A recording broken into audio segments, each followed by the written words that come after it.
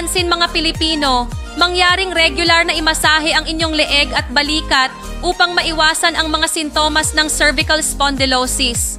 Sa loob lamang ng 15 minuto sa isang araw, mababawasan mo ang pananakit ng ulo, pananakit at paninigas ng iyong leeg at balikat. Gumagamit ang makina ng Japanese massage technology para masahe at pindutin ang mga acupressure point sa mga balikat at leeg.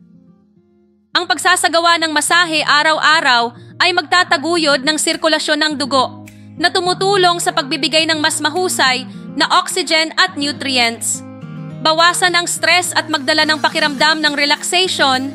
Maraming magkakaibang mga mode ng masahe, ng vibration, masahe at pagkuskos.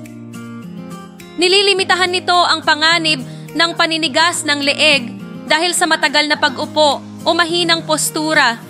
Pagbutihin ang kalidad ng pagtulog, ang masahe ay nakakatulong na mapahinga ang isip, mabawasan ang pagkapagod at mapabuti ang pagtulog.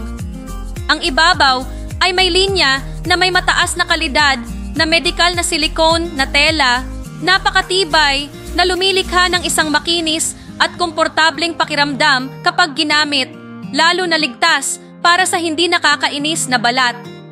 50% buy one get one free promotion sa bagong taon. Mabilis na mag-click sa link sa ibaba para mag-order ng mga tunay na produkto sa tindahan. 20 lang ang natitira